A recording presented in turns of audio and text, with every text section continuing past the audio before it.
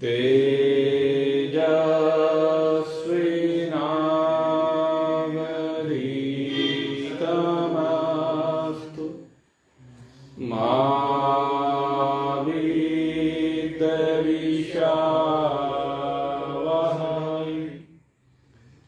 ॐ शान्ति शान्ति शान्तिः।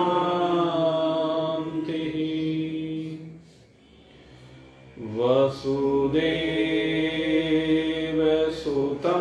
देवं कंसचाणूरमर्दनं देवकी परमानन्दं कृष्णं वन्दे जगद्गुरुं।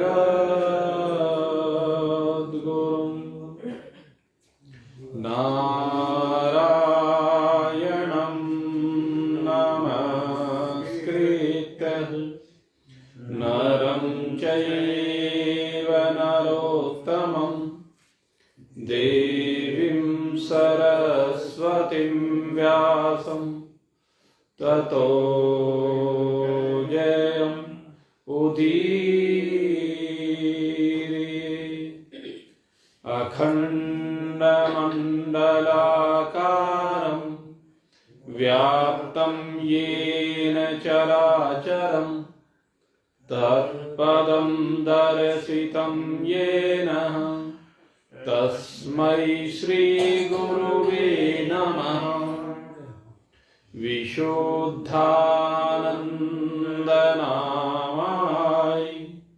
ज्ञानोदपत्यादिहेतवे तापत्रय विनाशाय सद्गुरुदेवाय नमो नमः।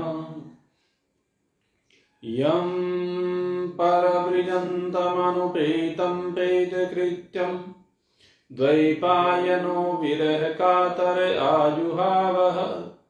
पुत्रेति तन्महतया तरवोऽभिनेदुस्तं सर्वभूतहृदः मुनिमानतोऽस्मि। शङ्करं शङ्कराचार्यं केशवं बादरायणं सूत्रभाष्यकृतो वन्दे भगवन्तः पुनः पुनः।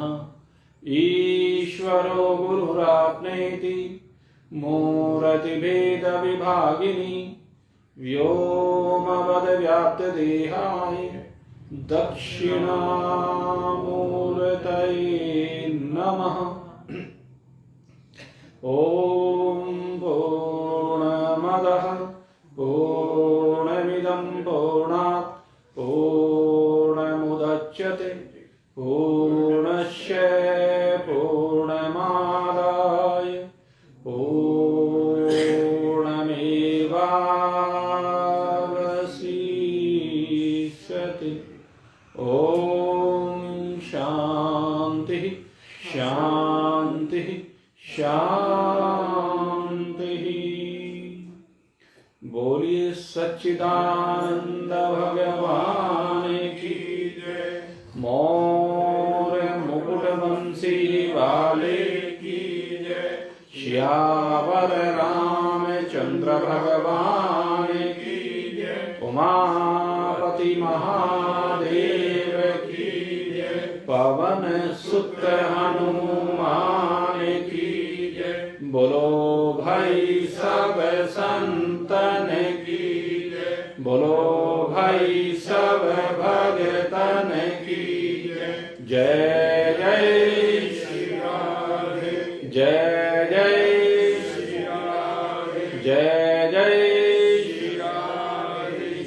बोल सचिया जोता वाली माता तेरी सगाई है।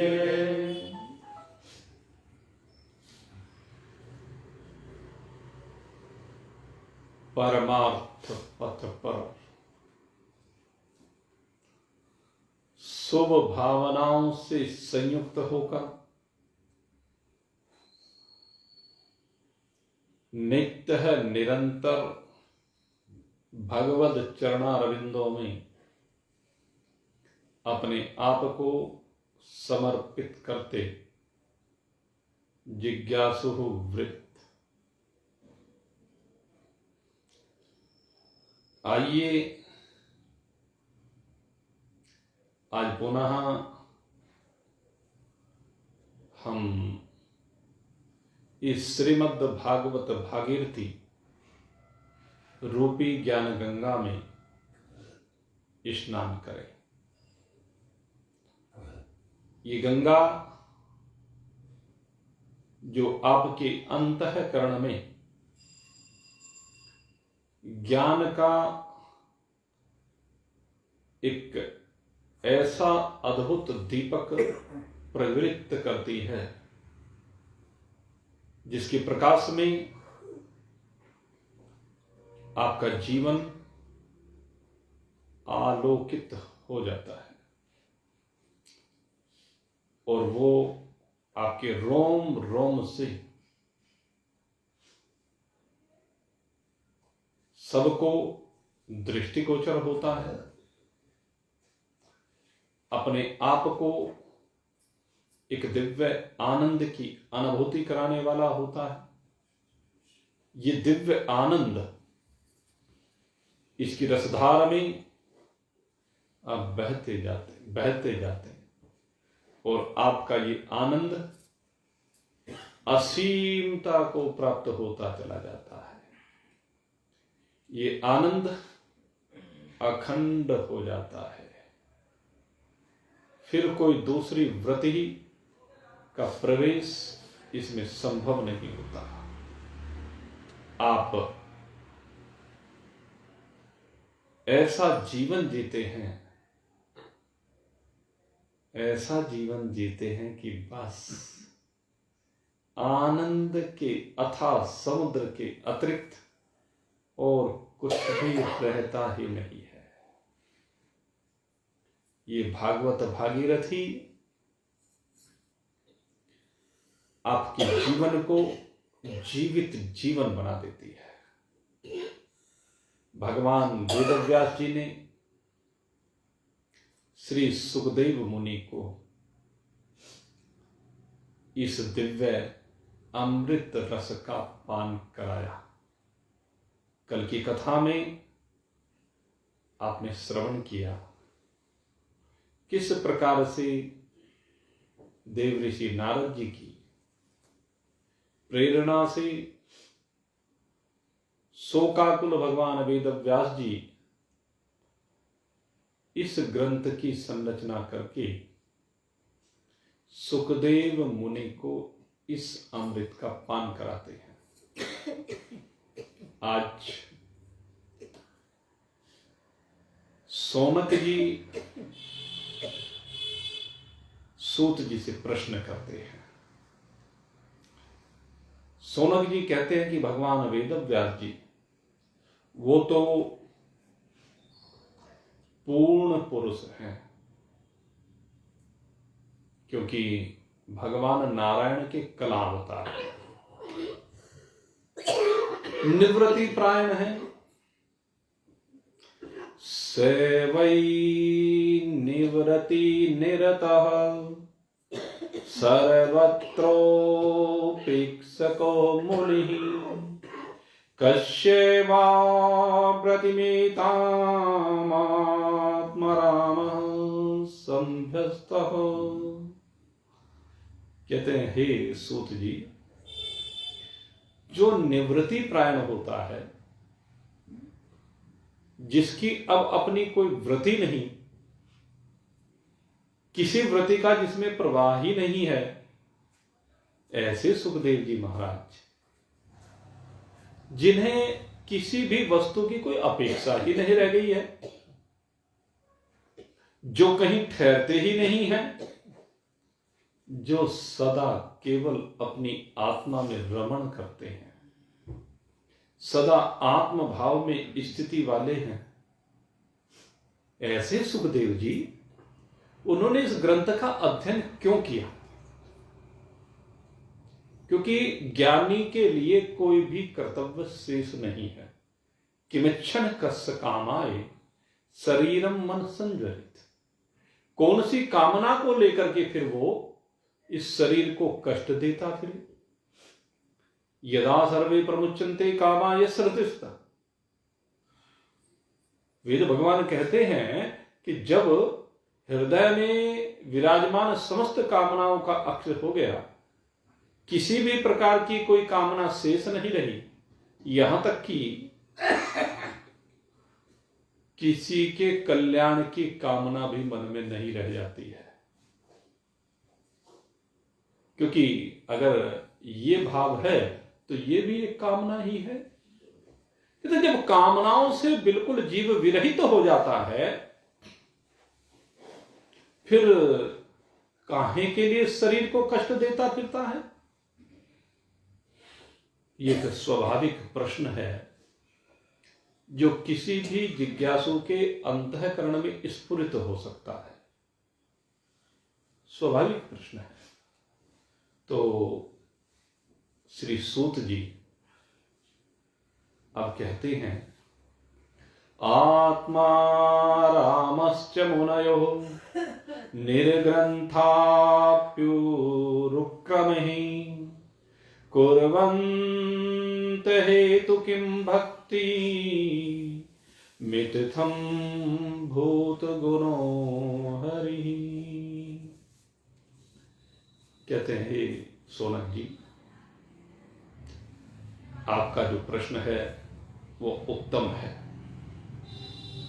लेकिन जो ज्ञानी लोग हैं, जो अपनी आत्मा में ही रमण करने वाले हैं, जिनके हृदय की ग्रंथि खुल गई है, हृदय में लगी हुई गांठ खुल गई है, महान पुरुषों की कृपा से, सदगुरुदेव की कृपा से, विद्यते हृदय ग्रंथि छिद्यन्ते सर्व संशय, उनके सारे संशयों का निवारण हो गया है। अब किसी भी प्रकार का जीव जगत और ईश्वर के संदर्भ में कोई संशय उनके मन में नहीं रहा है। अब समस्त भेद भ्रांतियों से निवृत्त होकर के वो संशय रहित होकर अपनी आत्मा में रमण करने वाले हैं। 5 प्रकार की जो भेद भ्रांति होती है,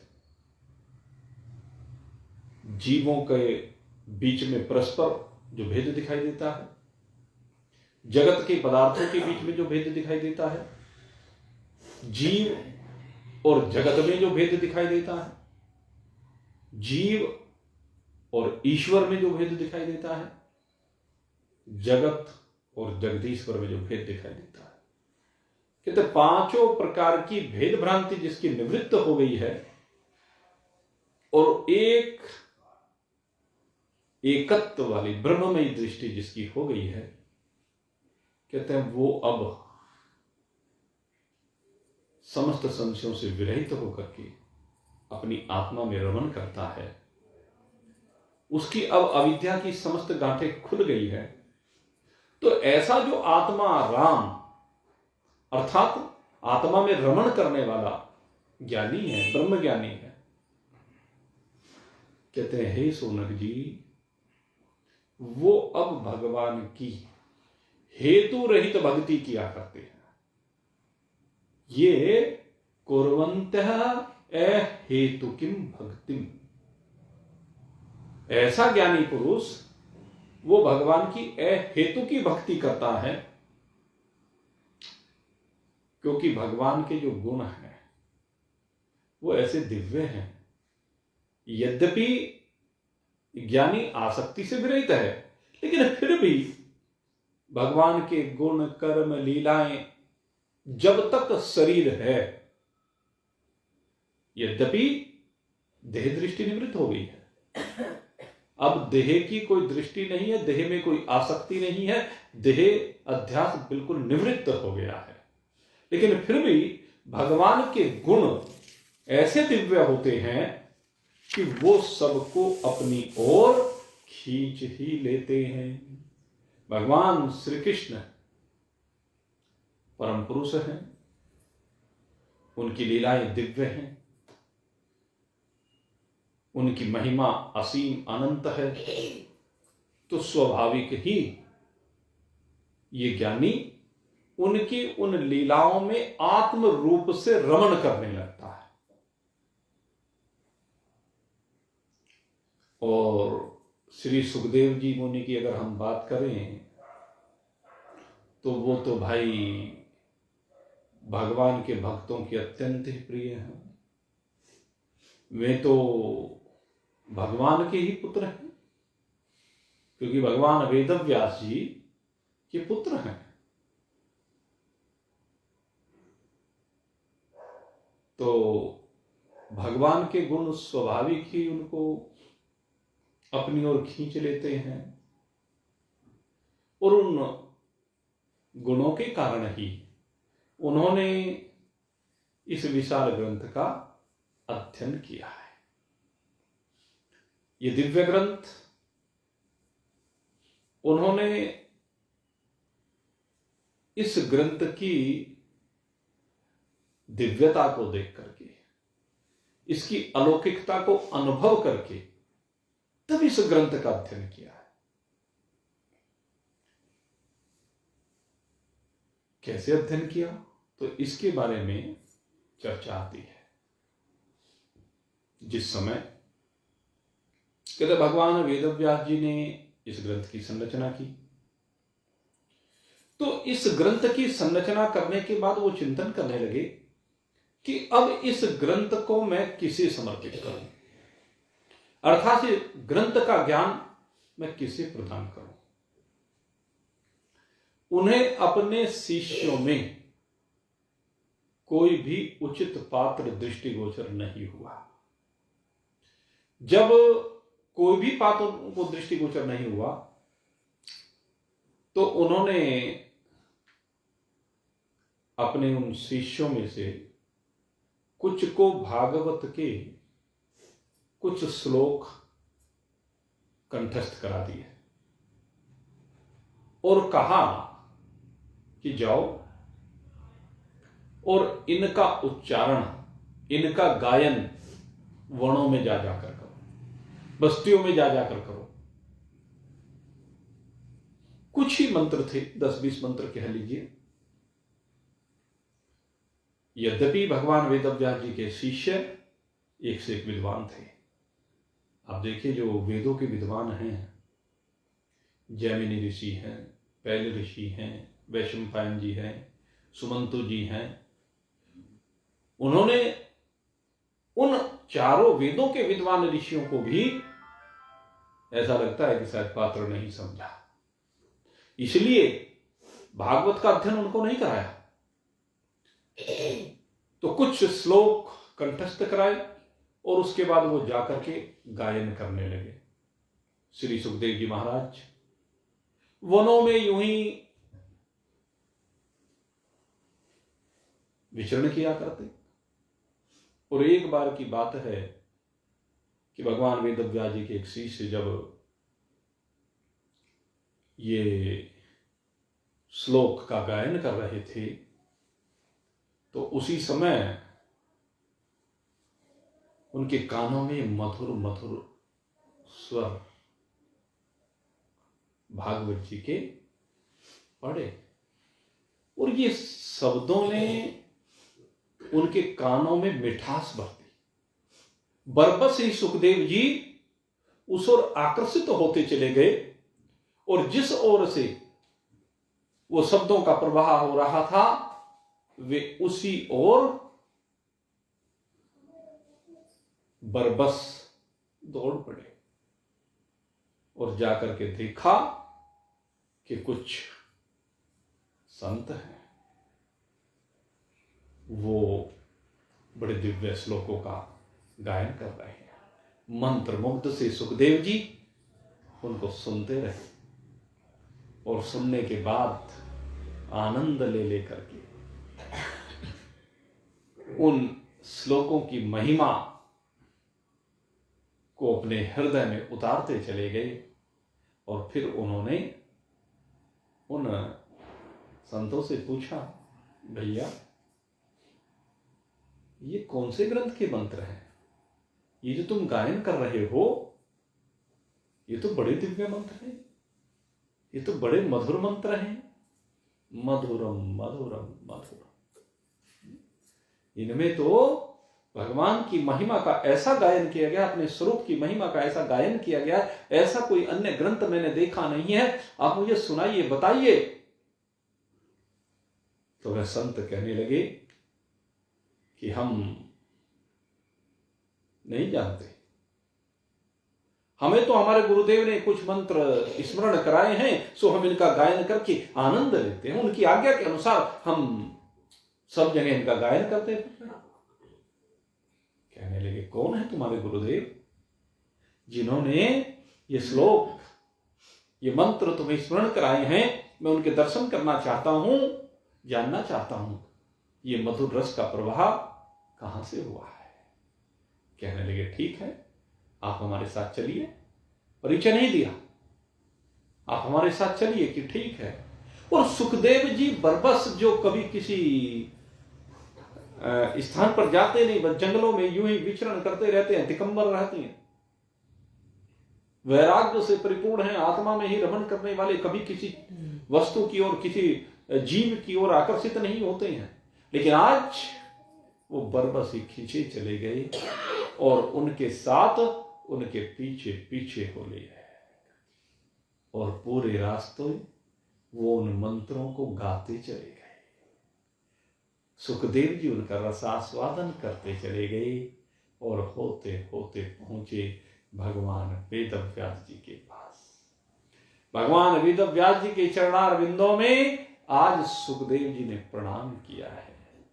ये वही सुखदेव है जो जन्म के साथ ही अपने पिता को छोड़ करके चल दिया, और आज इन भागवत के श्लोकों की माध्यम से पुनः लौट करके अपने पिता के पास स्वयं आ जाता है। पिता के रुदन को सुनकर के जो सुखदेव जी वापस नहीं आए, वो सुखदेव भागवत के मंत्रों को सुन करके अपने पिता के पास लौट आते हैं, उनके चरणों में प्रणाम करते हैं और कहते हैं, महामुने, ये कौन सा दिव्य ग्रंथ है, ये कैसा अद्भुत ग्रंथ है जिसने मेरे वैरागी मन में भी मिठास घोल दी है, मैं इसका आनंद लेना चाहता। भगवान वेदव्यास जी ने देखा, मेरा पुत्र जो मुझे छोड़ करके चला गया था, वो आत्मा में रमण करने वाला, वैराग्य से संयुक्त, वैराग की प्रतिमूर्ति आज मेरे सामने वापस लौट आया है। व्यास जी का हृदय गदगद हो उठा। कहने लगे, वाह नारद मुनि, कैसा दिव्य ग्रंथ आपने मुझे प्रदान किया है। जो काम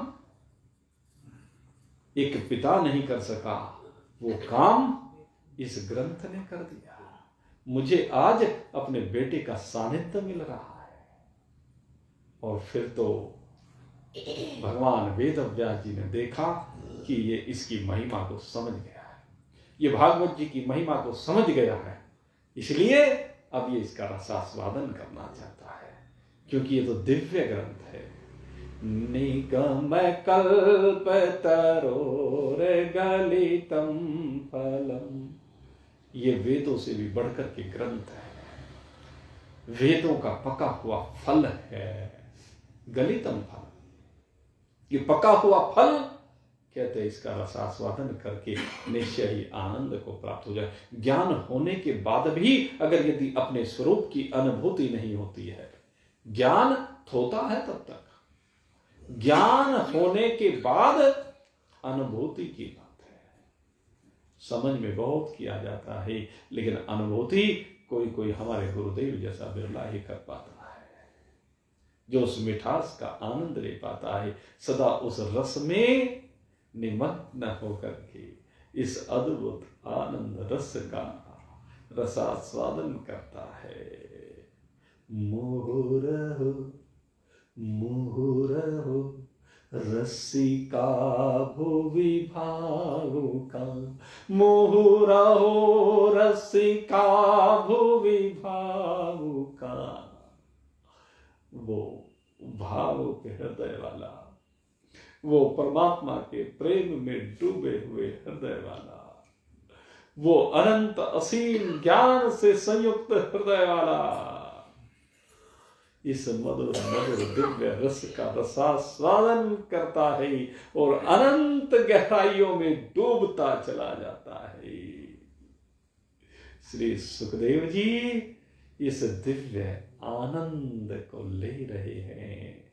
धीरे धीरे भगवान वेद व्यास जी सुखदेव जी को इस दिव्य रस का पान करा रहे हैं। जैसे जैसे इस रस का पान करते जाते हैं ये आनंद और बढ़ता जाता है। इस आनंद की सीमा नहीं है।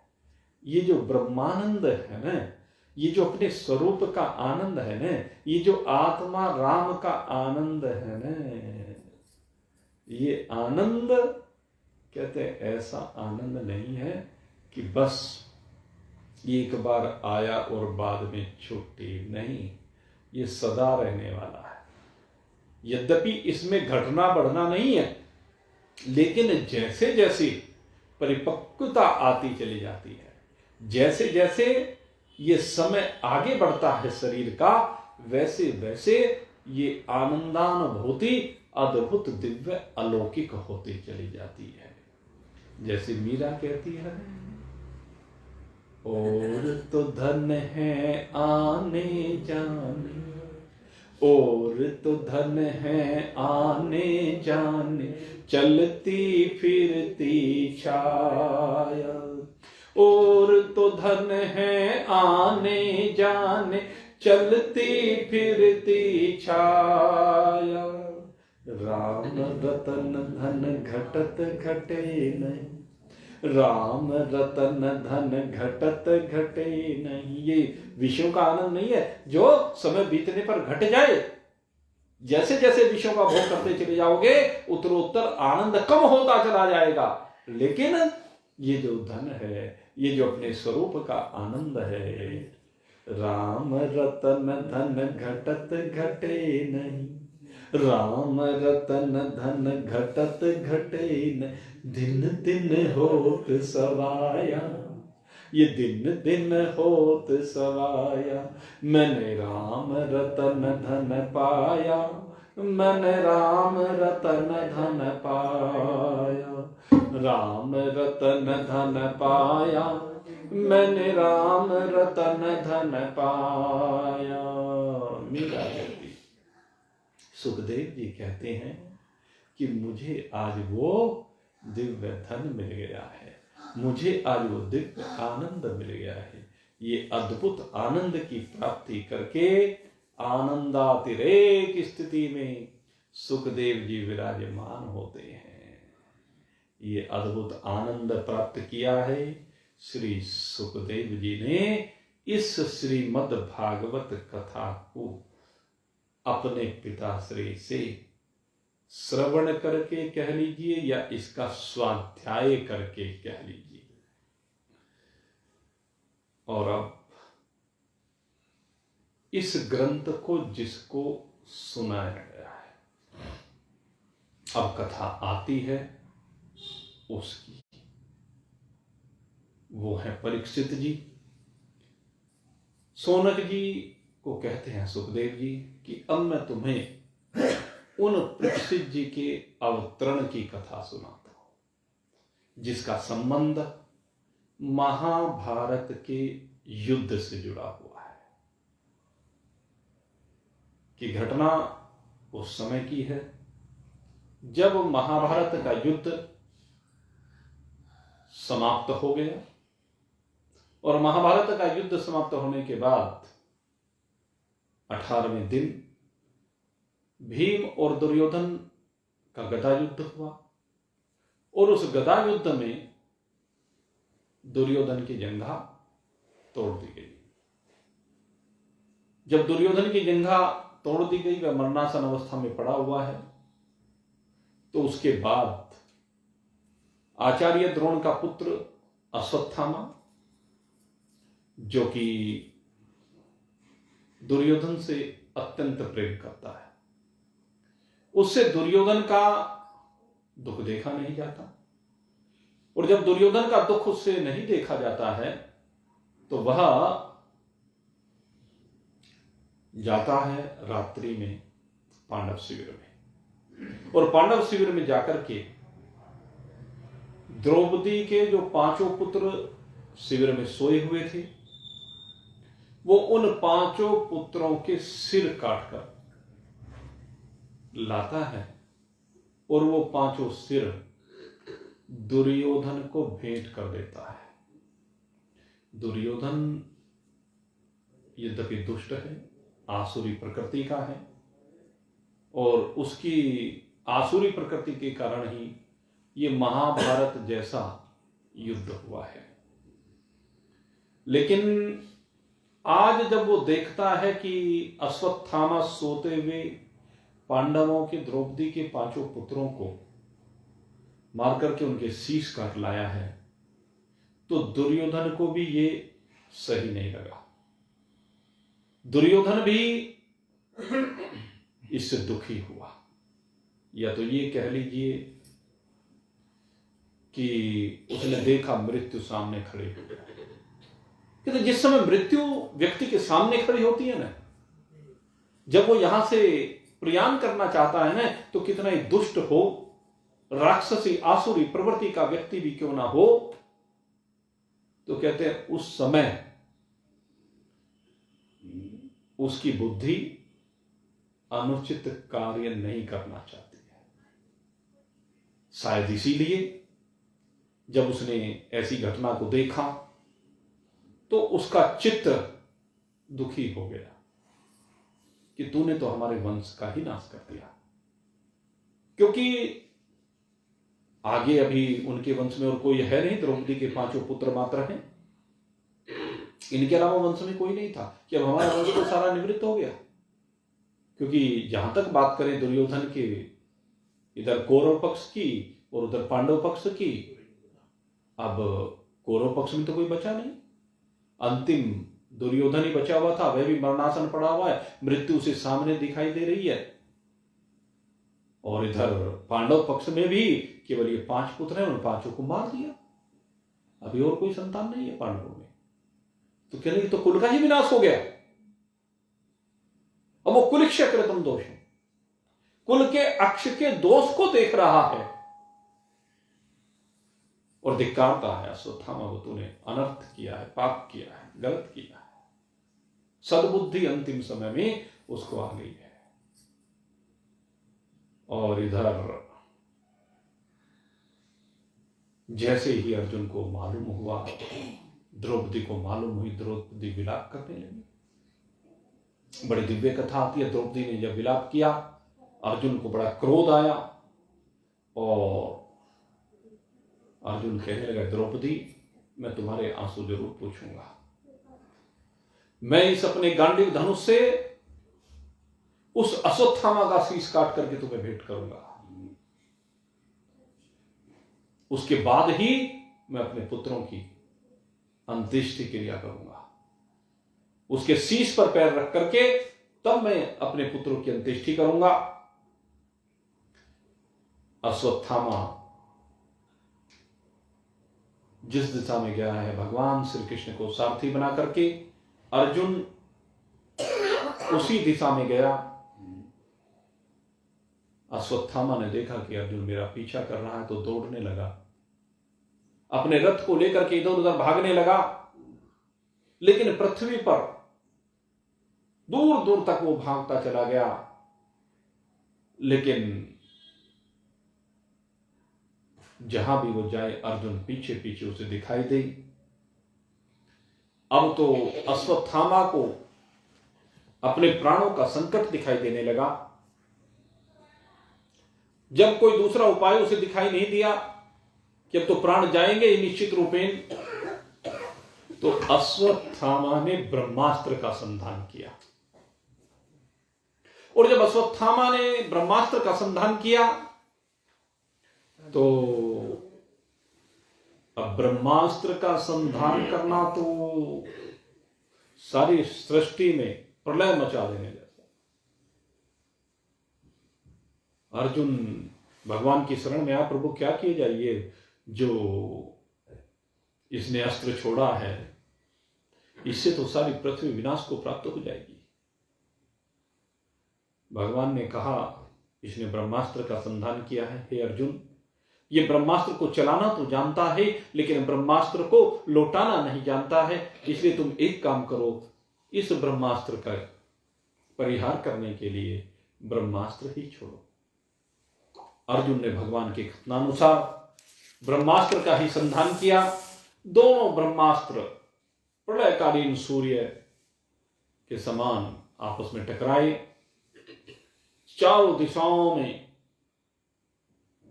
अग्नि के समान भयंकर प्रकाश फैल गया, तीनों लोक संतप्त होने लगे। ये लगने लगा कि संवर्तक अग्नि, प्रलयकालीन अग्नि उपस्थित हुई है सारे लोगों का विनाश करने के लिए। अर्जुन कहने लगा, प्रभु ये तो बड़ा अनर्थ हो जाएगा। भगवान ने कहा, हे अर्जुन, इस अश्वत्थामा ने ठीक नहीं किया है, लेकिन अब तुम एक काम करो, दोनों ब्रह्मास्त्रों को वापस लौटाओ। दोनों ब्रह्मास्त्र को अर्जुन ने वापस लौटाया, अश्वत्थामा को पकड़ा और अश्वत्थामा को पकड़कर बांध लिया। ये कहते हैं जैसे रस्सी से किसी पशु को बांध लिया जाता है, वैसे ही अश्वत्थामा को बांध लिया गया। वैबंधामर्दताम राक्षसः पशुम रसनयाय था। जैसे रस्सी में पशु को बांधा जाता है, ऐसे ही इस ब्रह्मास्त्र, इस अश्वत्थामा को अर्जुन ने बांध लिया और बांध करके ला करके द्रौपदी के चरणों में डाल दिया। भगवान ने कहा अर्जुन को, देखो यहां पर परीक्षा लेने के लिए भगवान कहते हैं कि ये दुष्ट है, क्रूर है, इसने सोए हुए बालकों की हत्या की है, ये आतताई है और आतताई को छोड़ना नहीं चाहिए। इस दुष्ट को, इस पापी को, जो पाप इसने किया है, इसे तुरंत मार देना चाहिए, इसका वध कर देना चाहिए। और तुमने द्रौपदी के सामने प्रतिज्ञा की थी इसको मारने की, इसलिए इसे तुरंत मार डालो। लेकिन अर्जुन ने उसे मारा नहीं, द्रौपदी के सन्मुख डाल दिया। और जैसे ही द्रौपदी के सन्मुख, देखिए यहां पर एक नारी का चरित्र दिखाई देता है और नारी का उज्जवल चरित्र यहां पर दिखाई देता है। एक नारी, उसके अंदर कितनी ममता हो सकती है। यहां पर द्रौपदी का वो हृदय दिखाई देता है, वो द्रवित हृदय दिखाई देता है। द्रौपदी ने पशु की तरह बंधे हुए गुरुपुत्र को देखा, उस निंदित कर्म करने वाले अश्वत्थामा को देखा, लेकिन द्रौपदी का कोमल हृदय द्रवित हो उठा और उसने, यहां पर कहते हैं कि अश्वत्थामा को नमन किया। वाम स्वभावः कृपया ननाम चहे। उसने यहां पर क्या देखा, उसमें गुरुपुत्र देखा। निरीक्ष्य है कृष्णाकृतं गुरोः सुतं वाम स्वभाव कृपाय ननाम चहे। न केवल गुरुपुत्र को देखा, अपितु उसको नमन भी किया। अपने बेटों को हत्यारा नहीं देखा। जिसने सोते हुए 5 बेटों की हत्या कर दी, वो हत्यारा अब दिखाई नहीं दे रहा है अश्वत्थामा के अंदर, बल्कि गुरुपुत्र दिखाई दे रहा है। इसलिए गुरुपुत्र को नमन करती है और गुरुपुत्र को नमन करके द्रौपदी से सहन नहीं हुआ। उसने कहा, तुम इसे बांध कर क्यों लाए हो? उसने कहा, मुच्यताम मुच्यताम ऐसा। द्रौपदी कहती है, मुच्यताम मुच्यताम ऐसा ब्राह्मणों नितराम गुरु। अरे इसे छोड़ दो, छोड़ दो, ये ब्राह्मण है, ये हमारे गुरु का पुत्र है, ये हम लोगों के लिए अत्यंत पूजनीय है। एक हत्यारा, पुत्रों का हत्यारा अश्वत्थामा, उसको भी द्रौपदी कहती है ये हमारे गुरु का पुत्र है, ये ब्राह्मण है, ये हत्यारा होने के बाद भी ये हमारे लिए पूजनीय है। वारे द्रौपदी, कैसा चरित्र है तेरा। उस दुर्योधन ने तो ये सभा में अपमानित करने का प्रयास किया, जिसकी वजह से सारा महाभारत करा दिया तुमने। 18 अक्षौहिणी सेना महाभारत के युद्ध में मारी गई, और आज जिसने तेरे 5 पुत्रों को मार डाला, उसमें तुझे गुरु पुत्र दिखाई दे रहा है। गुरु भी उस युद्ध में मारे गए, उसमें आचार्य, पितामह, रिश्ते नातेदार, कुटुंबी सब मारे गए, और अब तुम्हें अश्वत्थामा में गुरु पुत्र दिखाई दे रहा है। तो इस हृदय का कुछ पता नहीं। नारी के हृदय की तो भाई कहते हैं भगवान को भी नहीं। उसका हृदय कब कैसा हो जाए, कितना कठोर हो जाए और कितना कोमल हो जाए, पत्थर से अधिक कठोर और कमल दल से भी कोमल। तो यहां ऐसा ही हो गया है।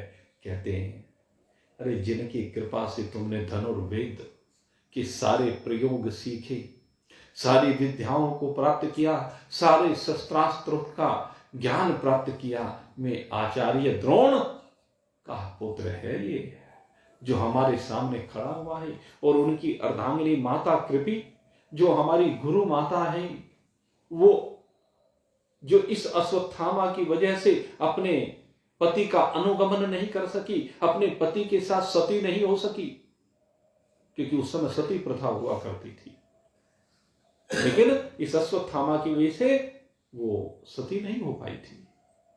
कहते हैं वो मुझे दिखाई दे रही है, वो गुरु माता मुझे दिखाई दे रही है, उनका तो और कोई है ही नहीं, उनका इसके अतिरिक्त कोई है ही नहीं, इसलिए इसको छोड़ दो। ये गौतमी रोए नहीं, कृपी के लिए कहा कि वो गौतमी रोए नहीं, ये गौतम ऋषि की कन्या, क्योंकि रोए नहीं, इसलिए आप इसको छोड़ दो। अब जब ऐसी बात कही तो भगवान श्री कृष्ण के सन्मुख अर्जुन खड़ा हो गया, धर्म संकट हो गया। क्या करे, एक और तो प्रतिज्ञा की थी कि इसके सिर पर पैर रख करके इन अपने 5 पुत्रों का अंतिम संस्कार करूंगा, इनकी अंत्येष्टि इसके शीश पर पग रख करके करूंगा। इस आत्ताई ने ऐसा दुष्कर्म किया, ऐसा पाप कर्म किया है, और अब ये छोड़ने के लिए कह रही है, क्या करूं? अरे भगवान के चरणों में प्रार्थना करता है, प्रभु क्या करूं मैं, हे गोविंद मेरी समझ में नहीं आ रहा है, मैं क्या करूं। अब धर्म के विषय में किम कर्तव्य विमूढ़ हूं मैं। एक और प्रतिज्ञा कहती है कि इसका वध होना चाहिए, और दूसरी ओर द्रौपदी का वचन है कि छोड़ दो, छोड़ दो। अब दोनों बातें कैसे संभव है? भगवान श्री कृष्ण कहते हैं, अर्जुन चिंता मत करो, पतित ब्राह्मण का भी वध नहीं करना चाहिए। शास्त्र कहता है कि ब्राह्मण का वध नहीं किया जाना चाहिए, और आतताई को छोड़ना नहीं चाहिए, आतताई को मार देना चाहिए। ये आतताई भी है और ब्राह्मण भी है। धर्म संकट हो गया, लेकिन हमारे शास्त्रों ने, मेरे मित्रों, जब भी कभी कोई धर्म संकट उपस्थित हुआ है उसका समाधान दिया है। यहां भी भगवान समाधान दे रहे हैं, ब्रह्म बंधुर न हंतव्य है, आतताई वधारण है। शास्त्र की बात तो यही है। कहते हैं इसलिए हे अर्जुन तुम दोनों बातों को पूरी करो। कहने लगे प्रभु ये कैसी बात कहते हो, दोनों बातों को कैसे पूरा किया जा सकता है? कहते दोनों बातों को पूरा करना संभव है। इशारा किया भगवान श्री कृष्ण ने और इशारे में कह दिया कि ब्राह्मण का अगर वध करना है तो ब्राह्मण की शिखा को काट डालो। ब्राह्मण की शिखा अगर यदि काट दी गई तो ये समझ लीजिए ये ब्राह्मण के वध के समान माना गया है, ब्राह्मण का वध हो जाता है। अर्जुन ने तुरंत भगवान की आज्ञा का पालन किया और अश्वत्थामा के शीश पर विराजमान मणि सहित उनकी शिखा को काट डाला और इससे घायल सर्प की भांति फुफकारने लगा। यह अश्वत्थामा वहां से उसको छोड़ दिया गया। मेरे मित्रों, ये धर्म के विषय में जब भी कोई शंका हो तो हमें शास्त्रों की शरण में जाना चाहिए। हमारी समस्या यही है कि हम शास्त्र की शरण में नहीं जाते। एक घटना और आती है भगवान श्री राम के समय की। भगवान श्री राम के समय में, जिस समय भगवान एक लंबे समय तक अयोध्या के राज सिंहासन पर बैठ करके राम राज्य की स्थापना कर चुके, तो एक दिन की बात आती है। एक दिन स्वयं धर्मराज जी उपस्थित होते हैं। धर्मराज जी भगवान श्री राम के पास आकर के उपस्थित हुए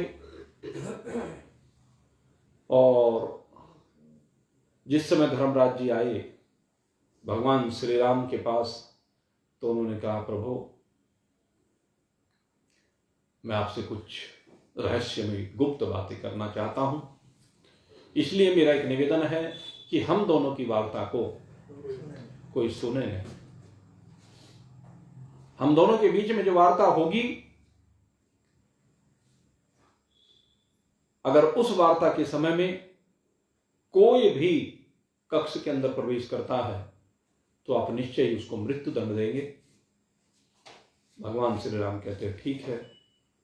लक्ष्मण जी को भगवान ने बुलाया, लक्ष्मण जी आए और लक्ष्मण जी जब आए तो उनको आज्ञा दी कि तुम द्वार पर पहरेदारी का कार्य करो, द्वारपाल बन जाओ। क्या लेके जो आज्ञा प्रभु, लेकिन सावधान, हमारी वार्ता के मध्य में कोई भी अंदर प्रवेश नहीं करना चाहिए। अगर किसी ने भी हमारी वार्ता के मध्य में यहां पर प्रवेश किया तो उसको मृत्यु दंड दिया जाएगा। लक्ष्मण जी कहने लगे, प्रभु आप निश्चिंत होकर के वार्ता कीजिए, आपकी वार्ता के बीच में कोई नहीं आ सकता, मैं द्वार पर रक्षक के रूप में खड़ा रहूंगा, मेरे होते हुए कोई भी अंदर प्रवेश नहीं कर सकता। और उसी समय कहते हैं जब उन दोनों की वार्ता चल रही थी, महर्षि दुर्वासा मुनि जी का वहां पर पदार्पण हुआ। लक्ष्मण जी ने जैसे ही मुनि दुर्वासा को देखा तुरंत उनके चरणों में प्रणाम किया, साष्टांग प्रणाम करके उनकी चरण रज अपने मस्तक पर धारण की। एक लोक मर्यादा है। दुर्वासा जी को कहने लगे, आइए प्रभु विराजी। बड़ा स्वागत सत्कार लक्ष्मण जी करना चाहते हैं, लेकिन नहीं, दुर्वासा जी कहते हैं बहुत जल्दी में हमें श्री राम से तुरंत आवश्यक कार्य है, हमें श्री राम से तुरंत मिलना है, आप हमारे मिलने का प्रबंध कराइए। लक्ष्मण जी कहते हैं कि वो इस समय बहुत गंभीर विषय के ऊपर किसी महानुभाव के साथ बीच में न बोलेंगे, किसी गंभीर विषय के ऊपर चिंतन चल रहा है और भगवान की आज्ञा है कि उनकी वार्ता के बीच में किसी को अंदर नहीं आना है। मैं इसीलिए रक्षक के रूप में यहां पर खड़ा हुआ हूं कि तुम हमारी आज्ञा की अवहेलना कर रहे हो। हे लक्ष्मण, तुम ये अनर्थ कर रहे हो, पाप कर रहे हो, मुझे रोकने वाला इस धरा पर कोई नहीं है, मुझे अभी इसी समय भगवान श्री राम से मिलना है। अब लक्ष्मण जी के सामने इधर दुर्वासा जी खड़े हुए हैं और उधर भगवान श्री राम की आज्ञा है। अब क्या किया जाए? एक तरफ भगवान है, एक तरफ गुरु दुर्वासा है। लक्ष्मण जी ने चिंतन किया कि अगर यदि मैं भगवान श्री राम की आज्ञा का पालन नहीं करता हूं तो मृत्यु दंड होगा, और अगर यदि मैं दुर्वासा जी की आज्ञा का पालन नहीं करता हूं तो न जाने क्या साप दे दें, ये क्या कर डाले, इनका कोई भरोसा नहीं है। इसलिए अच्छा यही होगा कि मैं अपने प्राणों की आहुति देख करके इस अवध को बचा लो। दुर्वासा जी के साप से बचने के लिए उन्होंने कहा, प्रभु आप कुछ क्षण के लिए ठहरे, मैं भी भगवान श्री राम से आपके आगमन की सूचना देकर के आता हूं। कि ठीक है। दुर्वासा जी वहीं द्वार पर रुके और लक्ष्मण जी ने अंदर प्रवेश किया। और जैसे लक्ष्मण जी ने अंदर प्रवेश किया, तुरंत धर्मराज जी वहां से अंतर्ध्यान हो गए और भगवान श्री राम कहने लगे, तुमने क्या किया लक्ष्मण? मैंने तुम्हें पहले ही कहा था कि हाँ प्रभु, आपने कहा था, लेकिन धर्म संकट है। दुर्वासा जी तुरंत आपसे मिलना चाहते हैं। मैंने उनको बहुत समझाने का प्रयास किया, लेकिन किसी भी प्रकार से वो मान नहीं रहे हैं। भगवान श्री राम कहते हैं, होनी को कौन रोक सकता है? ये तो होनी है भाई, प्रारब्ध है, इसको कोई नहीं रोक सकता। खैर वो दुर्वासा जी से मिले और उसके बाद अब लक्ष्मण जी को मृत्युदंड, ये राम जी को भी स्वीकार नहीं है, लेकिन वचन है, मर्यादा है। क्योंकि भगवान श्री राम जानते हैं अपने कुल की मर्यादा को, प्राण जाए पर वचन न जाए, रघुकुल रीत सदा चली आई, प्राण जाए पर वचन न जाए। सभा बैठाई गई और सभा बैठाने पर सबके सामने ये समस्या रखी गई। गुरु वशिष्ठ, वो तो मेरे राजगुरु हैं, उनके सामने जब ये समस्या रखी गई, कहने लगे भगवान श्री राम से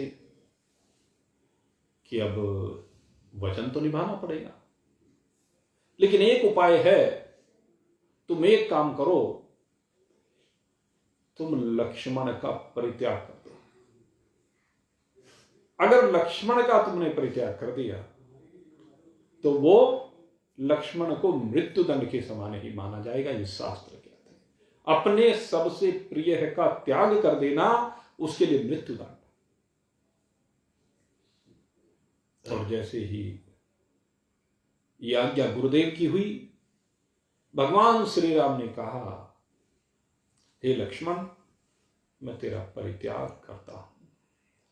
और लक्ष्मण कहे, नहीं प्रभु नहीं, मैं सब कुछ सहन कर सकता हूं, मुझे मृत्यु दंड सहर्ष स्वीकार है, लेकिन आप मेरा त्याग कर दे, ये मुझे स्वीकार नहीं है। और लक्ष्मण तुरंत वहां से दौड़ लेते हैं, उस राजसभा से तुरंत दौड़ लिए और सबसे पहले जाकर के लक्ष्मण जी ने भगवान श्री राम को कहने के आगे कुछ बात ही नहीं आने दी, सीधे सीधे गए और जाकर के लक्ष्मण जी ने भगवान का स्मरण करते हुए सरयू में समाधि ले ली।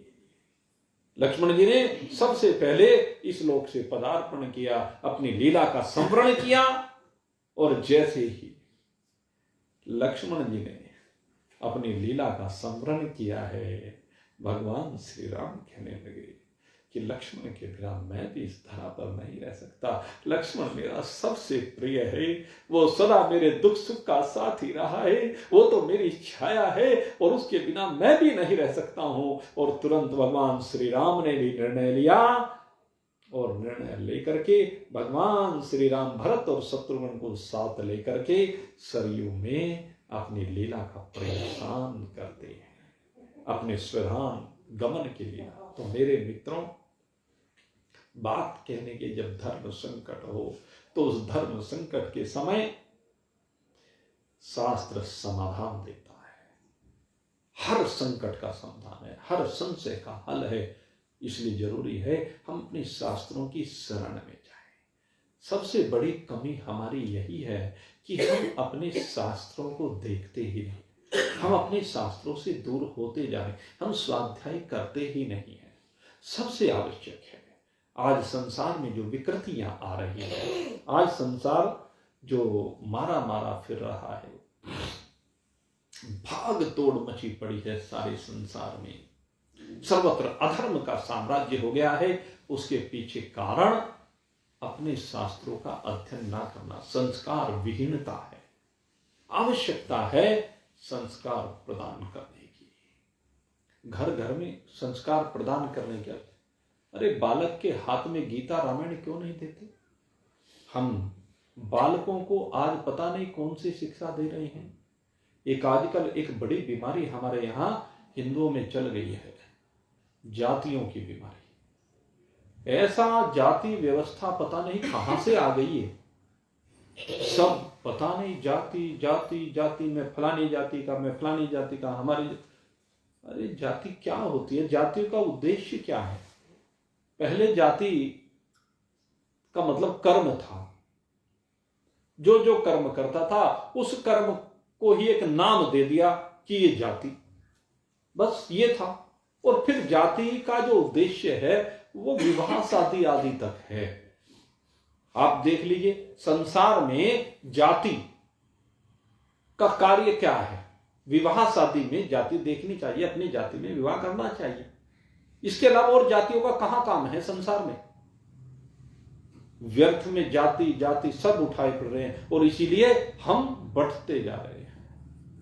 इन जातियों में बढ़ करके हम अपने धर्म से दूर होते जा रहे हैं। हम मान सम्मान मर्यादा सबका उल्लंघन करते जा रहे हैं। हमने महान पुरुषों को, भगवान के अवतारों को भी जातियों में बांट करके रख दिया। भगवान भी किसी जाति के होते हैं क्या भला? भगवान सबके हैं। कृष्ण वंदे जगत गुरु, भगवान श्री कृष्ण जगत के गुरु हैं। सब जगह पर उनके अवतार हुए हैं, अलग अलग प्रयोजन को लेकर के उनके अवतार होते हैं।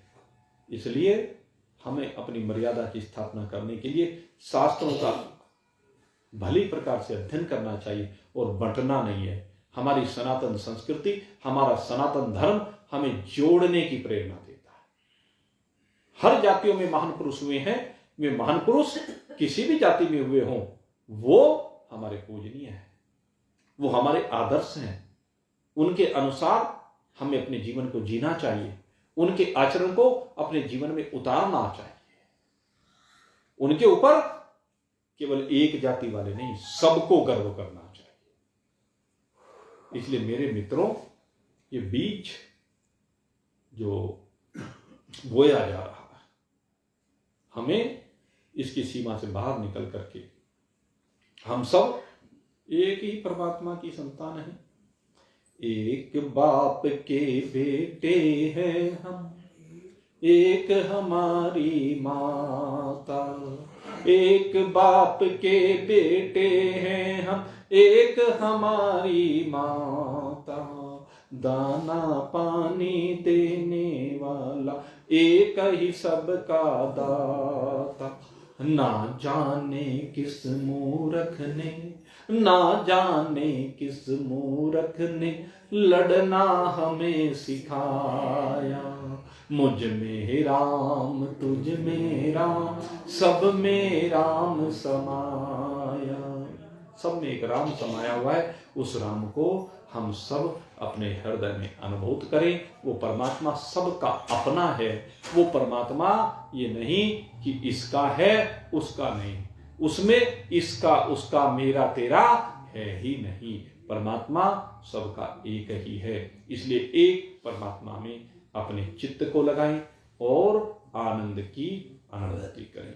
आप इस दिव्य आनंद से जो परमात्मानंद है उससे संयुक्त हों और अपने जीवन को जीवित जीवन बनाएं। आपके लिए बहुत बहुत शुभकामना करते हुए अब यहीं पर आज के सत्संग को विश्राम देते हैं। बोलिए सच्चिदानंद भगवान की जय। मौर मुकुटवंशी श्यावर रामचंद्र भगवान की, उमापति महादेव की, पवन सुत हनुमान की। बोलो भाई सब,